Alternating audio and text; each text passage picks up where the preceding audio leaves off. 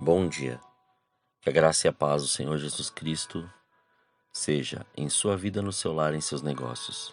Quero agradecer a Deus por permitir entregarmos nossas primícias a Ele e juntos desfrutarmos de mais um dia dessa palavra que se encontra no Evangelho segundo Mateus, capítulo 23, versículos 1 a 3, que diz: Então falou Jesus às multidões e aos seus discípulos. Na cadeira de Moisés se assentaram os escribas e os fariseus. Fazei e guardar, pois, tudo quanto eles vos disserem. Porém, não os imiteis nas suas obras, porque dizem e não fazem. Se você tem mais de 25 anos, certamente já ouviu seus pais, ou no mínimo algum conhecido, falar esta frase: Faça o que eu digo, mas não faça o que eu faço. Não é verdade? Mas até hoje ainda ouvimos isso. Mas qual seria o significado dele, afinal de contas? Será que está isso na palavra? Você acha que esta frase está valendo até o dia de hoje? Lemos explicitamente o que Jesus disse sobre esse ditado, quando falava sobre os líderes religiosos de seu tempo. Antigamente, os pais diziam aos seus filhos: Faça o que eu digo, mas não faça o que eu faço.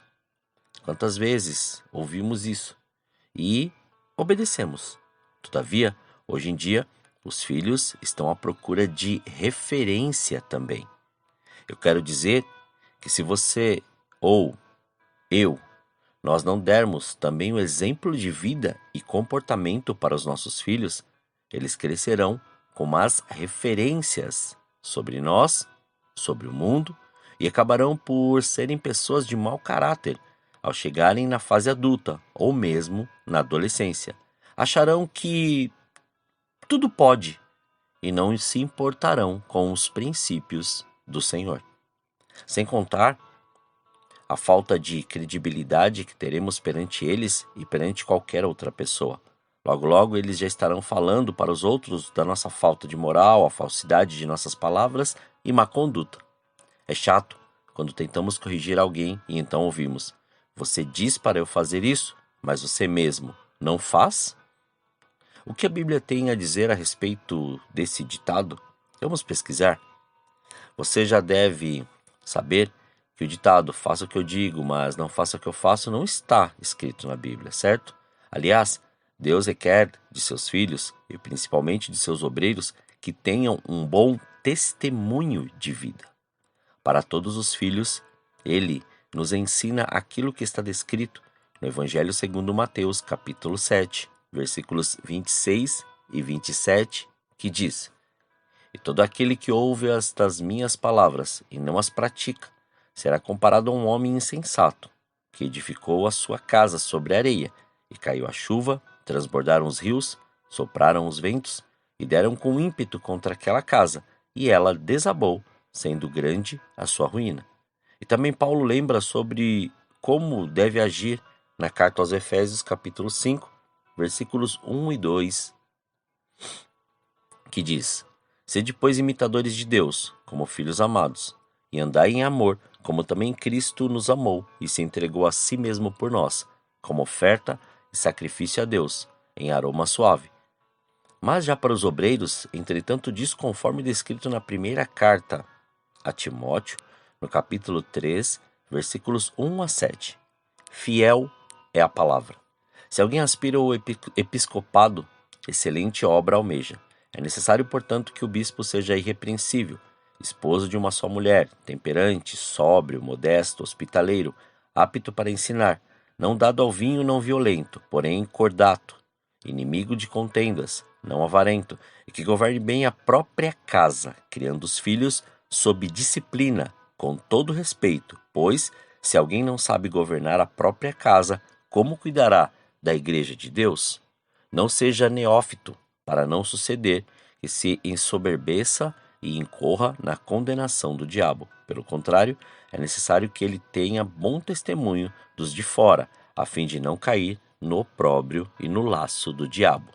E diz mais, como descrito na primeira carta de Pedro, capítulo 5, versículos 2 e 3, que diz: Pastoreai o rebanho de Deus que há entre vós, não por constrangimento, mas espontaneamente, como Deus quer, nem por sorte da ganância, mas de boa vontade, nem como dominadores dos que vos foram confiados, antes tornando-vos modelos do rebanho. Portanto, é necessário que nós não só vivamos de palavras, mas que também requeiramos de nós mesmos que pratiquemos o que aprendemos do Senhor e de sua palavra, conforme as palavras de Jesus no Evangelho segundo João, capítulo 13, versículo 17, que diz: Agora que vocês sabem estas coisas, felizes serão se as praticarem. Se agirmos assim, seremos realmente felizes e abençoaremos as nossas gerações. Que assim seja a nossa vida, conforme descrito no livro de Salmos, capítulo 119, versículos 1 a 3, que nos ensina: Como são felizes os que andam em caminhos irrepreensíveis, que vivem conforme a lei do Senhor. Como são felizes os que obedecem aos seus estatutos e de todo o coração o buscam. Não praticam o mal e andam nos caminhos do Senhor. E assim deve ser nosso procedimento. Não ficar com alusões, fantasias, ilusões ou muita conversa, pois o muito falar esconde o orgulho e a soberba, e não nos faz viver em humildade. Por isso que nosso comportamento é essencial para levar esse evangelho, esse caminho e essa verdade a todos. Como assim nos é revelado pela palavra e o próprio Jesus nos mostra como descrito no Evangelho segundo Lucas, capítulo 6, versículo 31, que diz: Como quereis que os homens vos façam, assim fazei-o vós também a eles. Que esse amor, essa verdade e essa vida nos façam sempre referenciar o caminho e revelar a presença da glória do Senhor em tudo o que fizermos. Não por força ou por violência, mas pelo meu espírito, diz o Senhor dos Exércitos. Não esqueça, seu testemunho fala muito mais alto que as suas palavras. Oremos. Pai, nós te louvamos e te agradecemos, Senhor. Graças te damos por mais este dia. Obrigado pela sua presença, obrigado pelo seu amor. Obrigado pela sua graça, obrigado pela sua glória. Somos, ó Senhor, aquilo que o Senhor tem preparado, Pai, para este tempo. E se, ó Pai, ainda não conseguimos enxergar isso, que o Senhor nos aperfeiçoe. Mas antes, não nos deixe, Senhor, cair em ciladas. Cair, Pai, em desdém a ponto, Senhor, de fazer com que o seu nome vire uma chacota ou caia em descrédito. Porque tudo o que fizermos a partir do momento que nós conhecemos e vivemos e praticamos o Evangelho, tudo agora tem a ver contigo. Então nossas atitudes refletem ou, Pai, geram, Senhor, e mostram a sua presença. Não, Pai, aquilo que nós somos, mas sempre aquilo que o Senhor é em nós. Então, Pai, nos ensine a caminhar, Pai, sobre esta terra, porque não adianta falarmos ou não adianta ir para uma igreja ou não adianta falar que está numa igreja se o testemunho não revela a sua presença, Pai. Ensina-nos a viver, Senhor. Ensina-nos a falar, ensina-nos a pensar, ensina-nos a sentir e faça com que o seu nome, Senhor, sempre o seu nome, seja glorificado, exaltado e engrandecido. Não nos deixe, Pai, jamais, Senhor, cair em tentação. Livra-nos do mal, Senhor. Dê, Pai, o pão para cada um, Senhor, a mais este dia, mas que venha o seu reino. E este reino seja, Senhor, para confrontar muitas vezes as nossas decisões e as nossas indecisões. Porque quantas vezes, Pai, achamos que tem que ser do nosso jeito, mas o Senhor nos revela e nos mostra, Senhor. Muitas vezes, ó Pai, nós achamos que é direito nosso, mas nós esquecemos que hoje nós não vivemos mais sobre, Senhor querido, esta linha de comando, ou muito menos sobre essa linha de pensamento. Hoje nós vivemos, ó Senhor, para a glória do seu nome. Então, Senhor, este evangelho tem que ser pregado a tempo e fora de tempo.